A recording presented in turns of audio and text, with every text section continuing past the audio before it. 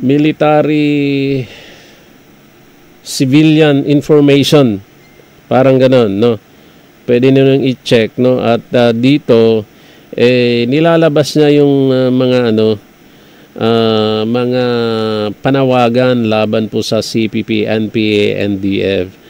Nung last time nakita ko lang, mga kaibigan, mga partners, meron siyang pero yung kanyang is mga senador ng Makabayan Block, no?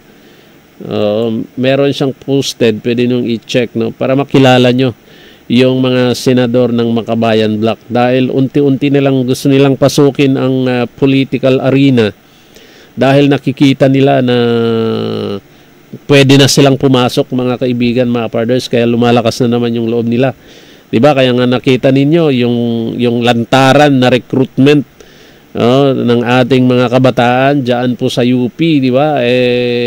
Baliwala lang sa gobyerno na ito. Pero ito, mga kaibigan, mga partners, meron kasing tinatawag na front organization, legal front. Actually, yung isang sundalo na nakalimutan ko yung pangalan, no, na dati PIO ng 7th Infantry Division, ay illegal front daw. Totoo naman, no, illegal front ng CPP, NPA, NDF. At yung iba dito, mga kaibigan, mga partners, tumatakbo po bilang party list, no? So ito babanggitin po natin, no. Ito pong Kabataan Party List, ang nakaupo ngayon diyan si Raul Manuel. Alam po ba ninyo, ito po yung front, no, organization po nila, no. Meron po yang matagal na itong sinasabi ni Ka Eric, kung kayo po nakikinig sa kanya, no, na bawat legal front ng CPP, NPA, NDF, hindi man nila aminin, no, meron po yung underground movement. Kagaya po ng Kabataan Party List. Ang underground movement po niyan, Kabataang Makabayan. Sila po yung nagre-recruit doon po sa mga estudyante po natin, no, like dyan sa UP, para nang sa ganun sumanib, no, dito po sa makakaliwang grupo na ito na dineklara ng teroristang grupo, no. So tandaan po ninyo, yung Kabataan Party List, meron ngayon yan sa Kongreso. At hopefully, mga kaibigan, mga partners, huwag na pong iboto yan, no. Kampanyahin talaga natin, dahil ang balak nila, mga kaibigan, mga partners, sila yung mamuno, pabagsakin ang gobyerno. Gabriela, ito po si Arlene Brosas, no. Ang underground counterpart niyan, mga kaibigan, mga partners, ay hindi ko tuloy mabasa, no. Wait lang, Ang counterpart organization niyan, mga kaibigan, mga partners, ay Makabayang bang nangyari? Malayang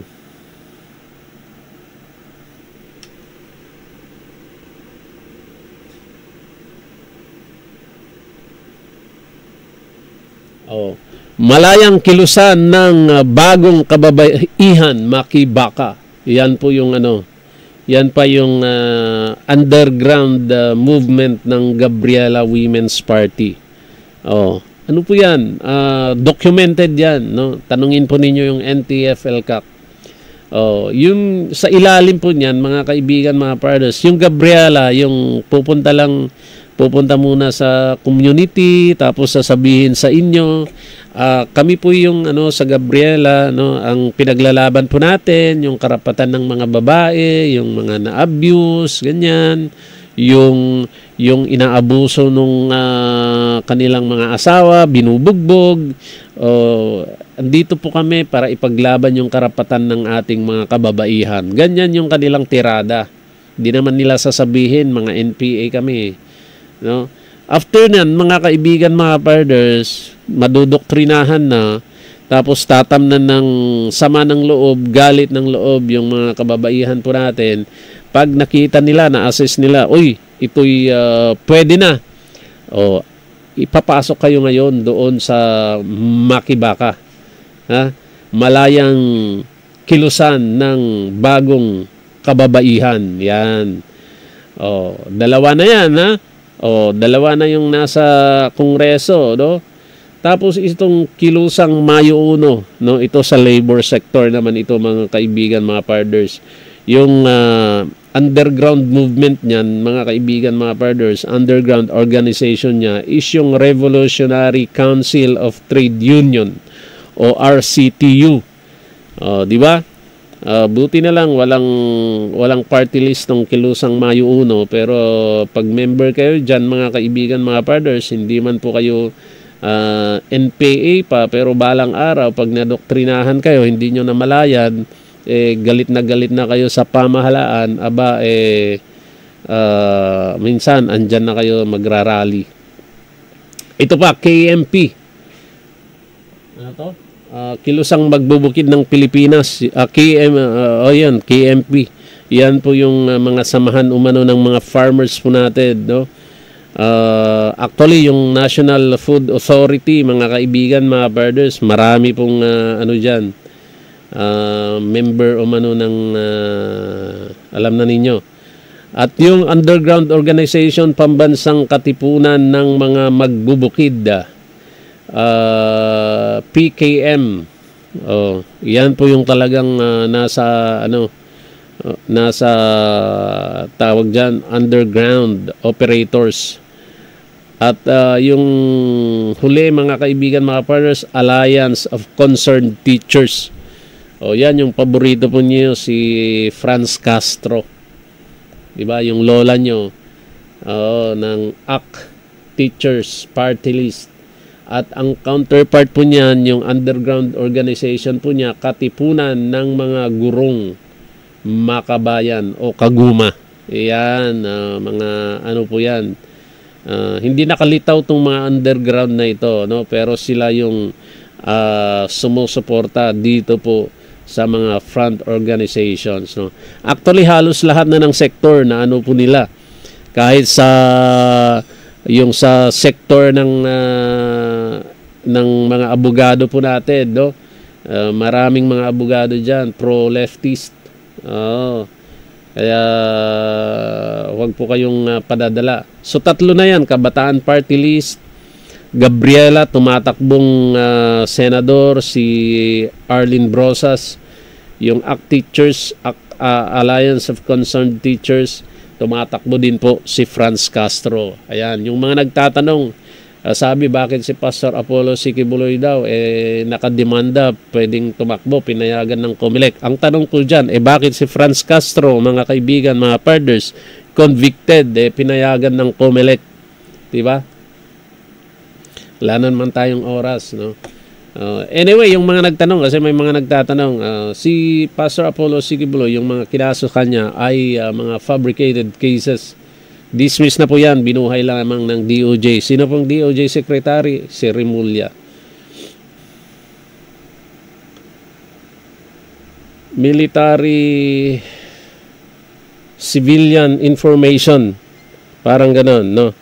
Pwede nyo nang i-check, no? At dito, nilalabas niya yung mga panawagan laban po sa CPP, NPA, NDF. Nung last time, nakita ko lang, mga kaibigan, mga parders, meron siyang, pero yung kanyang inano is mga senador ng Makabayan Block, no?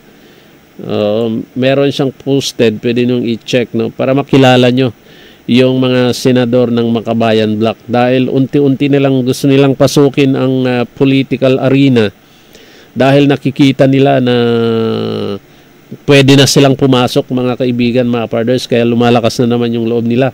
'Di ba? Kaya nga nakita ninyo yung lantaran na recruitment ng ating mga kabataan diyan po sa UP, 'di ba? Baliwala lang sa gobyerno na ito. Pero ito, mga kaibigan, mga parders, meron kasing tinatawag na front organization, legal front. Actually, yung isang sundalo na nakalimutan ko yung pangalan, no, na dati PIO ng 7th Infantry Division ay illegal front daw. Totoo naman, no? Illegal front ng CPP, NPA, NDF. At yung iba dito, mga kaibigan, mga parders, tumatakbo po bilang party list, no? So, ito, babanggitin po natin, no? Ito pong Kabataan Party List, ang nakaupo ngayon dyan si Raul Manuel. Alam po ba ninyo, ito po yung front, no? Organization po nila, no? Meron po yung matagal na itong sinasabi ni Ka Eric, kung kayo po nakikinig sa kanya, no? Na bawat legal front ng CPP, NPA, NDF, hindi man nila aminin, no? Meron po yung underground movement. Kagaya po ng Kabataan Party List.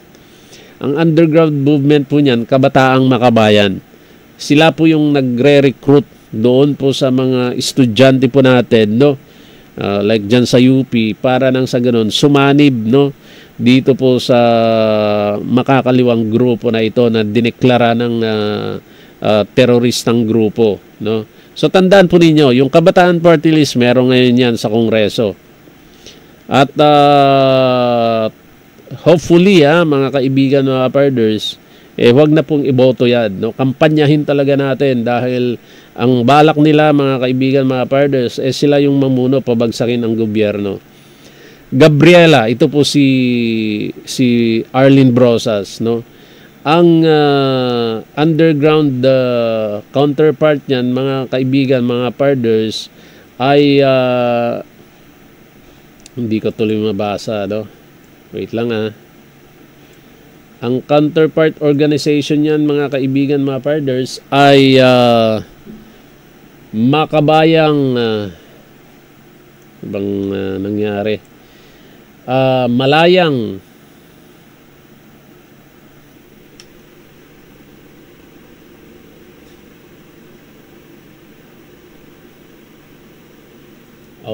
Malayang kilusan ng bagong kababaihan, Makibaka. Yan po yung yan pa yung underground movement ng Gabriela Women's Party.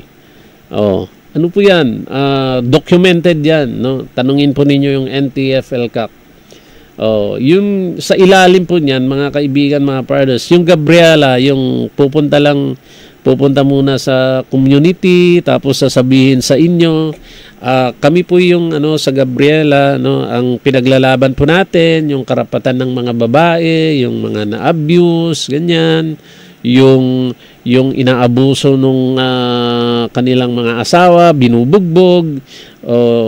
Andito po kami para ipaglaban yung karapatan ng ating mga kababaihan. Ganyan yung kanilang tirada. Hindi naman nila sasabihin, mga NPA kami, no?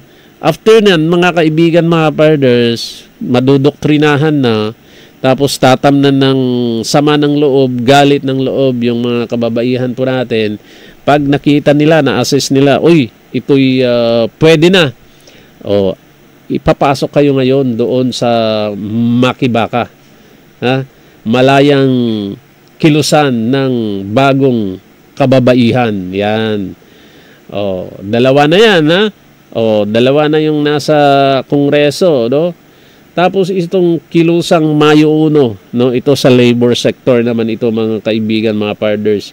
Yung underground movement niyan, mga kaibigan, mga parders, underground organization niya is yung Revolutionary Council of Trade Union o RCTU. Di ba? Buti na lang walang party list ng kilusang Mayo 1, pero pag member kayo diyan, mga kaibigan, mga parders, hindi man po kayo NPA pa, pero balang araw pag nadoktrinahan kayo, hindi nyo namalayan, galit na kayo sa pamahalaan, minsan andyan na kayo magrarally. Ito pa, KMP. Ano to? Kilusang magbubukid ng Pilipinas. KMP. Yan po yung mga samahan umano ng mga farmers po natin, no? Actually, yung National Food Authority, mga kaibigan, mga brothers, marami pong dyan. Member umano ng alam na ninyo. At yung underground organization, Pambansang Katipunan ng mga Magbubukid, PKM. Yan po yung talagang nasa tawag diyan, underground operators.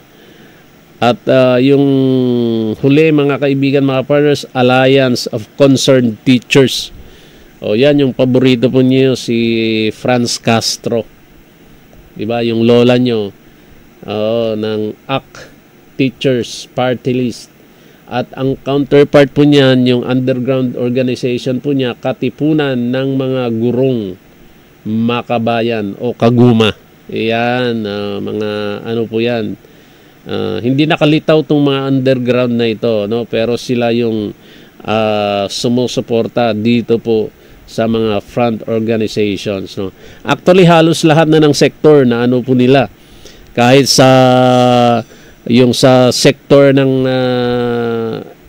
mga abogado po natin, no? Maraming mga abogado diyan, pro-leftist.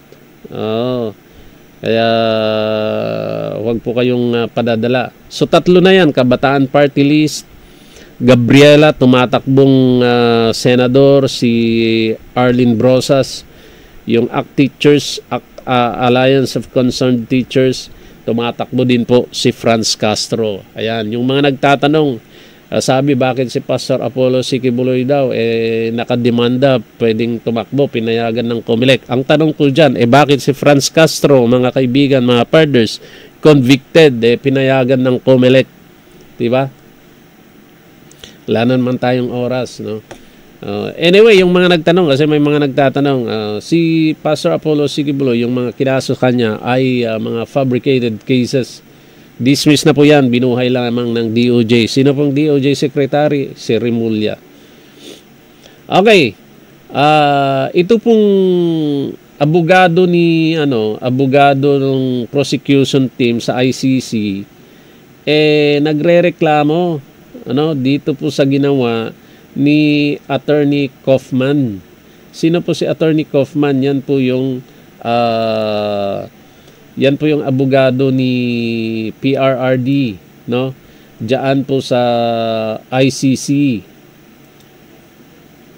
Dahil po ang ginawa po ni Attorney Kaufman, yung legal counsel ni PRRD, simpleng-simple mga kaibigan, mga brothers. Ni-request po niya sa korte ng ICC na yun pong mga iprepresent ni Attorney Conti, tsaka po yung prosecution lawyer po nila na si ano bang pangalan nito? Attorney nasan na? Nawala. Kasi assistant to counsel lang itong si Christina Conti, no? Tapos yung kanyang yung legal counsel, no, international law expert daw, no, na si Joel Butuyan. Ayan. Question yung petition ni Attorney Kaufman ng defense team, yung legal counsel ni PRRD, na ang isubmit daw po nila na pagkakakilanlan ng mga witnesses ni Attorney Joel Butuyan tsaka ni Christina Conti, mga ID like yung passport, basta yung mga national IDs. Bakit mga kaibigan, mga pars? Alangan naman, di ba, na hindi mo hihingan ng proper identification yun pong witness ng prosecution. Kasi 'di ba ang may balita nga, 'di ba, na kumbaga yung mga yung mga witnesses 'di ba? Parang hindi naman pinulot, mga kaibigan, mga partners, no? Standard procedure lang naman yun. Questionin mo yung credibility ng mga witnesses, 'di ba? Dito pa lang sa ID, nagrereklamo na itong dalawa. Palibhasa, ang sabi daw nila, anti-poor daw yung inaano ni ni Kaufman, mga kaibigan, mga parders, na yung passport daw, yung may kaya lang daw ang pwedeng mag-provide, yung ID, yun lang daw may kayang mag-provide. Kumbaga parang pinapahiya mga kaibigan, mga parders, sa international community, ito pong bansang Pilipinas na para bang napakaraming pobre dito sa bansang Pilipinas. Sinasabi po nila, mga kaibigan, mga parders, ang nakakakuha lang daw ng mga ID na ganon, yung mga privileged Filipinos. Ibig sabihin, yung may kaya lang daw ng mga Pilipino. Dahil daw yung mga biktima daw po ng war on drugs, si PRRD, lahat mahihirap. Di ba? Parang nakakaya naman yata yun. Tsaka, bakit mo sasabihin na ganun? Wala kang mai-provide. Di ba? Hinanapan na nga lang ng tawag dito, yung mga ibang dokumento, di ba? May mga secondary documents pa na IDs pag tayo po nag-a-apply ng atin pong mga ano. Halimbawa, may transaction po tayo kung wala kang mai-provide na national ID, driver's license, passport, ano pa ba? Yun pong national ID, di ba? Pwede na yan, tinatanggap na yan. Kung wala kang mai-provide na gano'n, minsan yung transaction, lalong-lalo sa bangko, hahanapan ka ng secondary IDs pa. Di ba? Kaya yun pong simple petition or request, demand ni Attorney Nicholas Kaufman, hindi po ano yan, no? Normal lang yan. Sabi po ni Christina Conti, yung submission daw sa pre-trial chamber ni Attorney Nicholas Kaufman na hinihingan, no, ng mga ID yung kanilang mga witnesses, mga victims, ano, at kung hindi makapag-provide, hindi pahaharapin, out of touch and harsh daw. And is intended to exclude the majority of the victims of Duterte's war on drugs. Ilan lang naman yun? 43 lang naman yung sinubmit nyo, di ba, Attorney Conti? Bakit nagre-reklamo kayo? Di ba? Yun daw insistence po ni Attorney Nicholas Kaufman na mag-provide ng national ID, unrealistic. Yun yung problema nyo ngayon dahil kayo yung unang-unang tumutol doon sa PSA, di ba, na mag-provide ng national ID. Di ba? Ngayon, kailangan ninyo, di patay kayo. Di ba? Di ba? Yung makakaliwa, ang unang-unang ayaw sa national ID porque ano daw yan, intrusion ng ng privacy ng mga Pilipino, di ba? Ngayon, kailangan ninyo, magre-reklamo kayo ngayon. Sabi ni Butuyan, mga kaibigan, mga brothers, yun nga, sinabi niya na yung mga documents daw na dinedemand ni Kaufman, such as national IDs, current passports, yun, typically accessible only to the wealthy and privileged in the Philippines, di ba? Parang nakakaya naman yata tayo dun sa international community, parang ang mga Pilipino talagang mahihirap.